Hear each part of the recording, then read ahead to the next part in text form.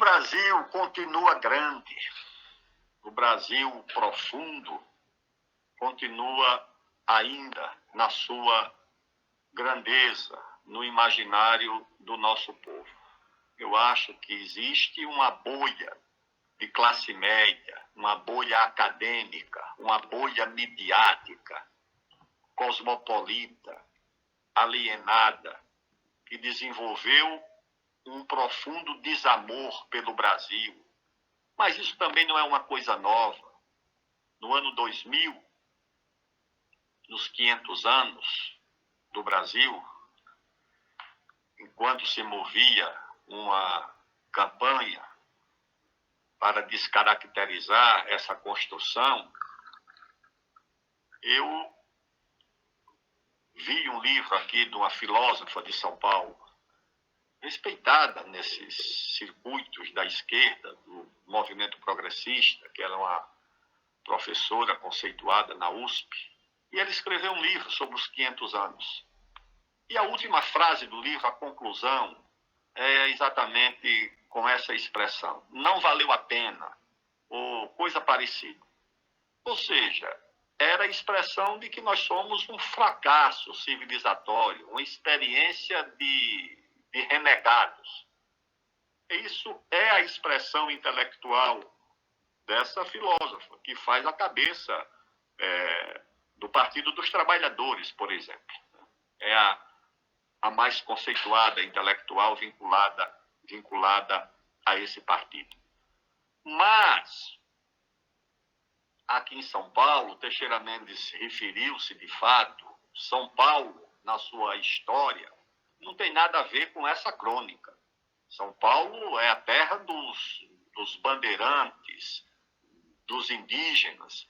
Eu, às vezes, até cito no meu livro, O Quinto Movimento, que se vende a ideia de que São Paulo é uma cidade italiana. A migração italiana para São Paulo é uma coisa mais ou menos recente.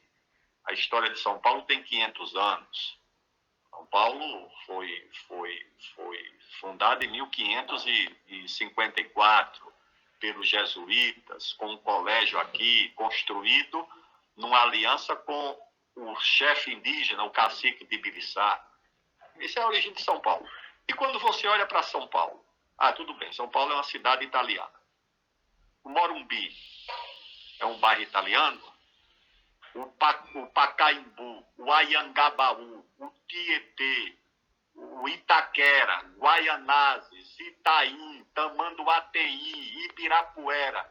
Isso é tudo indígena. São Paulo é uma grande aldeia indígena, criada pelos indígenas em aliança com os portugueses. Isso é que é São Paulo. Essa é que é a natureza de São Paulo. É uma invenção dos mamelucos, da aliança dos portugueses com os índios. E essa influência indígena ficou perene exatamente no batismo dos acidentes, dos bairros, de tudo que tem em São Paulo. Todos esses rios, todos esses bairros, para onde você olha, São Paulo é uma cidade indígena. Mas a narrativa é para soterrar essa memória, essa história, em cima de que nós somos uma cidade italiana. Claro que os italianos deram a São Paulo uma grande contribuição, inclusive com a fundação de uma de suas grandes instituições esportivas, que é o Palmeiras, ajudaram a criar a indústria de São Paulo. Mas São Paulo tem quase 500 anos de história. São Paulo não pode ser apenas a memória da sua construção mais recente. Então, o que eu creio é que nós precisamos enfrentar, mais do que enfrentar, eu diria confrontar essa narrativa, confrontar essa ideia de soterrar a memória, a história, o passado, a identidade do Brasil sob os escombros dessa ideologia pós-moderna, desse identitarismo importado dos Estados Unidos e da Europa. Eu acho que esse Brasil, que permanece protegido, intacto, esse Brasil profundo, da periferia, do povo, dos pobres, é aí que repousa a energia que deve ser despertada, né, para confrontar esse cosmopolitismo, tanto o conservador quanto o progressista, né, que querem sepultar a nossa memória, a nossa história, na ideia de que nós podemos colher dos Estados Unidos, seja no modelo republicano, no modelo do Partido Democrata, seja em Miami ou seja em Nova York, uma coisa melhor para o Brasil. Acho que isso tem que ser confrontado. E esse Brasil está distribuído equitativamente. Você pode encontrá-lo lá na fronteira de Roraima com a Venezuela, pode encontrar aqui no interior de São Paulo, na periferia da cidade de São Paulo, no Rio Grande do Sul, no Rio de Janeiro. É esse o Brasil que precisa ser mobilizado, né, para que a bolha acadêmica, midiática, que domina essa coisa de que nós precisamos renegar a nossa memória, é como se nós tivéssemos que reconhecer que nós permanecemos 500 anos enganados. Em 500 anos vocês pensaram que era uma sociedade, uma civilização miscigenada. Não, vocês pecaram durante 500 anos pela incompreensão de que vocês são a sociedade de pretos e brancos em disputa por protagonismo, por espaço. É isso que querem nos convencer. E nós temos que enfrentar isso, tá certo? Nós não estivemos 500 anos enganados. Nós não vamos fazer autocrítica da nossa identidade e do nosso imaginário. Perfeito, Aldo. Teixeira, se quiser comentar alguma coisa, fique à vontade. Um pouco no gancho do que os senhores colocaram, você fala, né, da Segunda Guerra Mundial, de como o Fluminense participa ali, né, compra um avião para equipar a FAB. Em 22, o Fluminense, estamos falando dos grandes eventos também, né?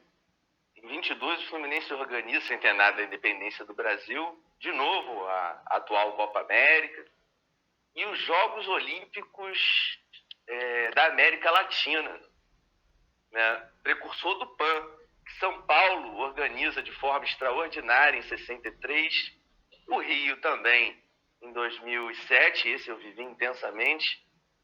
E o Fluminense tem uma grande tradição no tiro esportivo, olha só. Primeira medalha olímpica do Brasil vem daí. Cara, no contexto da Segunda Guerra, esses estandes são convertidos, né, para o treinamento de civis voluntários para participar na guerra. Olha a importância do esporte, né? Aqui do tiro, né? Não tem o apelo do futebol. Mas sobre essa destruição, né, esse sepultamento da memória, da identidade nacional, recentemente eu fui ao museu, né, aqui no Rio de Janeiro, e de repente, cara, eu tô de cara com um núcleo assim, de uma exposição de arte. Não vou falar o nome do museu, eu até trabalhei nesse museu um tempo, justamente ali no período da Copa do Mundo. E aí tinha uma placa assim com os dizeres de uma senhora que eu não fiz nem questão de anotar o nome. Mas ela botava o Niemeyer abaixo de cachorro, por exemplo. Meu Deus do céu, Niemeyer, Lúcio Costa. Você pega como o Pelé, né? Assim, que está aí sendo desconstruído também.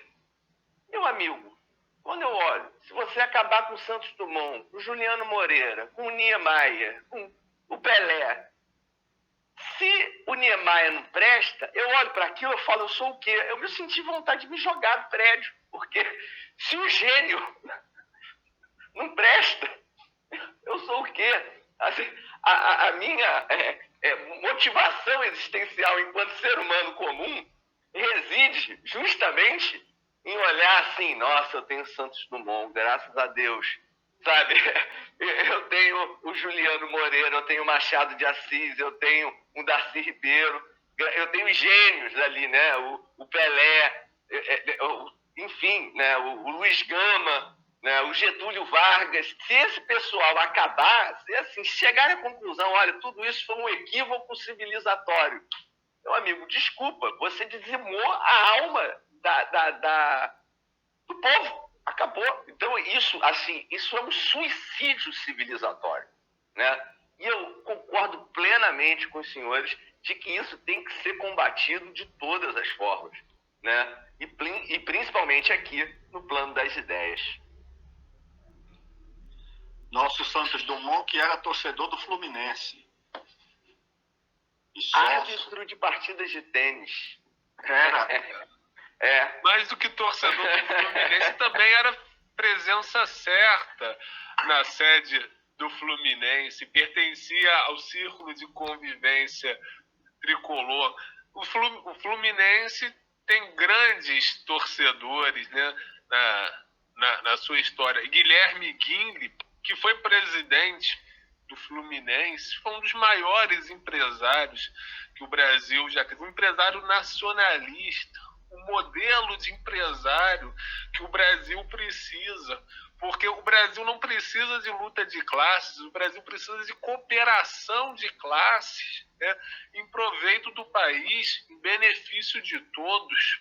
E Guilherme Guinle representou isso muito bem, empresário, industrialista, empreendedor, inovador, foi favorável às leis trabalhistas, à criação da CLT,